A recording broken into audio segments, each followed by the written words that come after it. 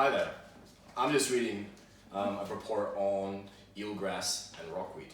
I've heard that they're pretty cool. Let's take a look. Coastal ecosystems are considered to be some of the most vital, rich, and diversified areas in the world, and can produce crucial resources that have major impacts on humans in many different ways. A paper in 2011 investigated services and structures of ecosystems in rockweed and eelgrass, which we shall discuss in this short video. Eelgrass and rockweed are commonly found in sheltered coastal areas around the British Isles, with eelgrass inhabiting finer sediment habitats like sand, and rockweed inhabiting larger, more coarse sediments with rocks. They both provide habitats for a multitude of species types, such as crustaceans, for example, crabs and lobsters, and species of fish, ranging from juveniles all the way through to adults. Their canopies provide protection from above from looming predators, and even as food sources for some of those organisms that live within them. Eelgrass beds are generally less dense than rockweed. Adults dominate the eelgrass more so than the younger individuals, as they can easily maneuver through it and find their prey and resources. But in rockweed, the young dominate the inside as the adults cannot hunt effectively in more dense vegetation. The denser structure of rockweed communities forces sessile organisms such as barnacles and limpets out towards the edges of the bed. As the vegetation reduces current flow within the beds and the availability of nutrients to those species. This generates a plethora of available food resources on the edges of the rockweed habitats, where the adults of species in these populations will dominate. These areas become active hunting grounds for coastal organisms. Ecosystems and habitats are just as reliant on their inhabitants as their inhabitants are on their ecosystems and habitats. Primary producers, such as eelgrass and rockweed, are ecosystem engineers, able to create significant ecosystem differences for their habitat and allow other organisms to thrive off of their success. Without the regulation of the ecosystem through engineers, the habitat range would be reduced in these ecosystems, therefore reducing the diversity of the ecosystem.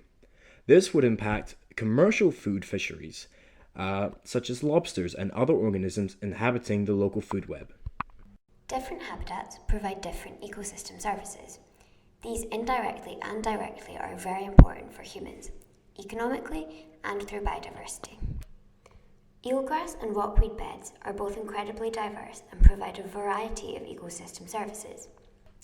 Both of these habitats have a positive impact on biodiversity and species abundance. The services provided by these ecosystems are important for supporting species that are important, such as keystone species or endangered species. Ecosystem service number 1, provisioning ecosystem services. These can include important habitats. In eelgrass, there's an important habitat for many species, including seahorses and pipefish, and they also provide a very important nursery habitat for small fish such as cuttlefish, shellfish, and rays.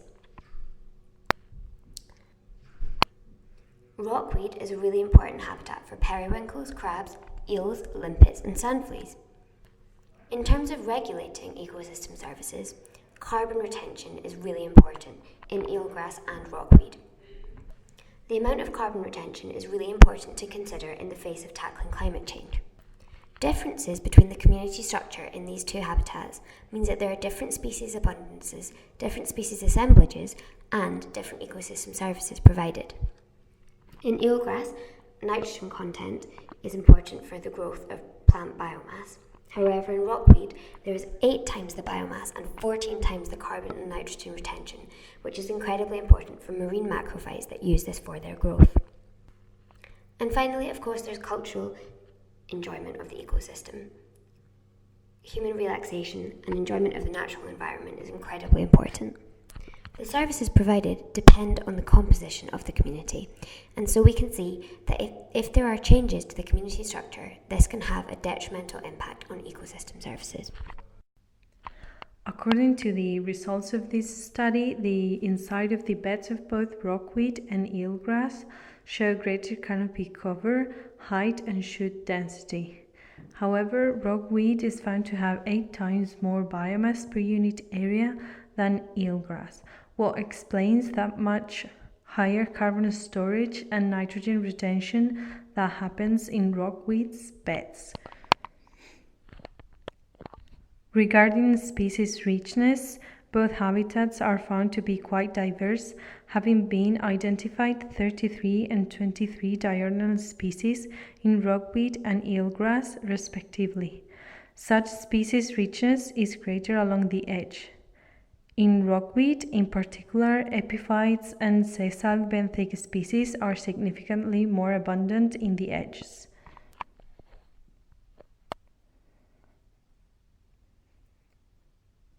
Proper food web functioning is another essential part of the ecosystem. In fact, removal of species results in secondary extinction, especially if primary producers are amongst the removed species.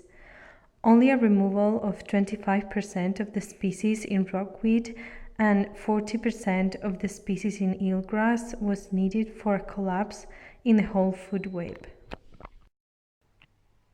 The impact humans have on these ecosystems is clearly threatening to marine life, but also seriously threatening to industry, as these two organisms make up habitats for commercially important species such as American lobster and Atlantic cod. And although new regulations have been introduced since this paper was published in 2011, and that they have an over 85% recovery rate after harvesting, the impact it has on the uptake in marine habitats is still leading to an increase in greenhouse gases in the atmosphere. See, we told you it was cool.